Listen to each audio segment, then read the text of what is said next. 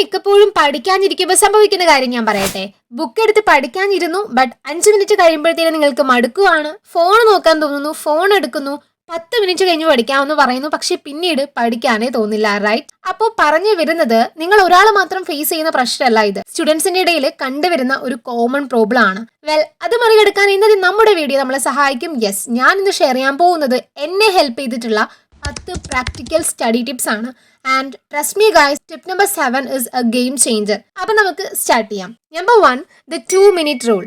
Procrastination അഥവാ ഇന്ന് പഠിക്കുക നാളെ പഠിക്കുക എന്നൊക്കെ പറഞ്ഞ് മാറ്റിവെക്കുന്ന ശീലം നിങ്ങൾക്കുണ്ടെങ്കിൽ ഈ ഒരു ടിപ്പ് നിങ്ങൾക്ക് വളരെ യൂസ്ഫുൾ ആയിരിക്കും. 2 മിനിറ്റിൽ താഴെ സമയമെടുത്ത് ചെയ്യേണ്ട ചില ടാസ്കുകളില്ലേ, ലൈക്ക് നിങ്ങളുടെ ഡെസ്ക് ഒന്ന് ഓർഗനൈസ് ചെയ്യുന്നത്, ഒരു ടു ഡു ലിസ്റ്റ് എഴുതുന്നത്, ഒരു ഡെഫിനിഷൻ റിവൈസ് ചെയ്യുന്നത് തുടങ്ങിയ ടാസ്കുകൾ അപ്പൊ തന്നെ നിങ്ങൾ ചെയ്യണം. അതിന് പെർഫെക്റ്റ് ടൈം നോക്കി വെയിറ്റ് ചെയ്യരുത്. ഈ ടാസ്കുകൾ സിമ്പിൾ ആയതുകൊണ്ട് തന്നെ 2 മിനിറ്റിൽ ചെയ്ത് തീർക്കുമ്പോൾ നിങ്ങൾക്കൊരു സാറ്റിസ്ഫാക്ഷനും മോട്ടിവേഷനും കിട്ടും. സോ പതിയെ പതിയെ വലിയ ടാസ്കുകളിലോട്ട് കടക്കാൻ സാധിക്കും. Number 2, the real Pomodoro method. ഇനിയെങ്കിലും ഈ ടെക്നിക്ക് നിങ്ങൾ ട്രൈ ചെയ്ത് നോക്കണം. അപ്പം അതിനായിട്ട് 25 മിനിറ്റ് നേരത്തേക്ക് പഠിക്കുക, ശേഷം 5 മിനിറ്റ് ബ്രേക്ക് എടുക്കുക. ഇങ്ങനെ 4 തവണ നിങ്ങൾ കംപ്ലീറ്റ് ചെയ്താൽ 20 to 30 മിനിറ്റ് ബ്രേക്ക് നിങ്ങൾക്ക് എടുക്കാം. ഈ ബ്രേക്ക് ടൈമിൽ നിങ്ങൾ ഫോൺ നോക്കരുത്, അത് സ്ട്രിക്റ്റ് ആണ്. ഇൻസ്റ്റെഡ് ഓഫ് ദാറ്റ് ഒന്ന് സ്ട്രെച്ച് ചെയ്ത് കുറച്ച് വെള്ളം കുടിച്ച് നിങ്ങൾക്ക് ഒരു വാക്കിനൊക്കെ പോവാം. ഇങ്ങനെ ചെയ്യുന്ന സമയത്ത് നിങ്ങളുടെ ബ്രെയിനിനെ ഓവർ സ്റ്റിമുലേറ്റ് ചെയ്യാതെ നമുക്കൊന്ന് റീസെറ്റ് ചെയ്യാനായിട്ട് സാധിക്കും. Number 3, active recall plus spaced repetition. നിങ്ങളുടെ നോട്ട്സ് വീണ്ടും വീണ്ടും വായിച്ചിട്ടും നിങ്ങൾക്കത് ഹെൽപ്ഫുൾ ആവുന്നില്ലെങ്കിൽ ഈ ആക്റ്റീവ് റീകോൾ ട്രൈ ചെയ്ത് നോക്കാം. അതായത് പഠിച്ചു കഴിഞ്ഞതിന് ശേഷം ബുക്ക് അടച്ചു വെച്ച് സ്വയം ക്വസ്റ്റ്യൻസ് ചോദിക്കുക. ലൈക്ക്, ഞാനിപ്പോൾ എന്താണ് പഠിച്ചത്, അതിലെ പ്രോസസ്സ് എന്താണ്, ഇമ്പോർട്ടൻ്റ് ആയിട്ടുള്ള പോയിന്റ്സ് എന്തൊക്കെയായിരുന്നു, അങ്ങനെ. എന്നിട്ട് നിങ്ങൾ ഉത്തരം പറയുക. എന്നിട്ട് അടുത്ത ടെക്നിക്കായിട്ടുള്ള സ്പേസ്ഡ് റെപ്പിറ്റേഷൻ നിങ്ങൾക്ക് ഉപയോഗിക്കാം. ലൈക്ക്, ഇത് നിങ്ങൾ പിന്നെയും പിന്നെയും റിവൈസ് ചെയ്യേണ്ട ഒരു കാര്യമാണ്. എപ്പോൾ റിവൈസ് ചെയ്യണം എന്നതാണ് നമ്മളിവിടെ ശ്രദ്ധിക്കാൻ വേണ്ടി പോകുന്നത്. ആ ഒരു ടോപ്പിക്ക് നിങ്ങൾ മോർണിംഗ് ആണ് പഠിച്ചതെങ്കിൽ ഈവനിങ് നിങ്ങളൊന്ന് റിവൈസ് ചെയ്യുക. ശേഷം ഒരു 3 ദിവസം കഴിഞ്ഞ് റിവൈസ് ചെയ്യുക, 6 ദിവസം കഴിഞ്ഞ് റിവൈസ് ചെയ്യുക, 10 ദിവസം കഴിഞ്ഞ് റിവൈസ് ചെയ്യാം. Number 4, make your study space aesthetic. നിങ്ങൾ പഠിക്കാനിരിക്കുന്ന സ്ഥലം ജസ്റ്റ് നോർമൽ ആയിട്ടാണ് അല്ലെങ്കിൽ മെസ്സി ആയിട്ടാണ് ഇരിക്കുന്നതെങ്കിൽ അവിടെ ചെന്ന് പഠിക്കാനേ തോന്നില്ല എന്നത് ശരിക്കുള്ള കാര്യമാണ് കേട്ടോ.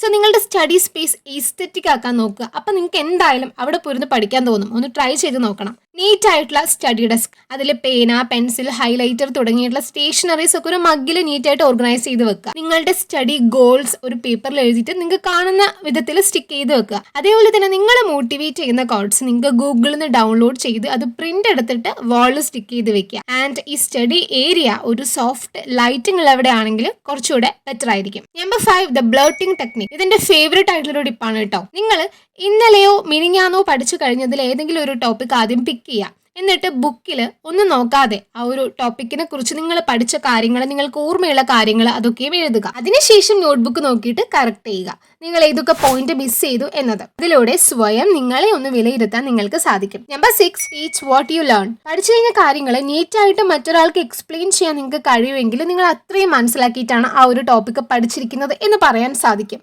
സോ എക്സ്പ്ലെയിൻ ചെയ്യുക, ആർക്കും ആവാം. അങ്ങനെ ആരും ഇല്ലെങ്കിൽ ജസ്റ്റ് മിററിന്റെ മുമ്പിൽ പോയി നിന്നിട്ട് സ്വയം എക്സ്പ്ലെയിൻ ചെയ്യുക. ഈ ഒരു പ്രോസസ്സ് നിങ്ങളുടെ ബ്രെയിനിനെ ബെറ്റർ ആയിട്ട് ഈ ഇൻഫർമേഷൻസ് ഒക്കെ ഓർഗനൈസ് ചെയ്യാൻ ഫോഴ്സ് ചെയ്യും. ആൻഡ് ഇത് കുറെ കാലത്തേക്ക് നിങ്ങൾ ഓർമ്മിക്കുകയും ചെയ്യും.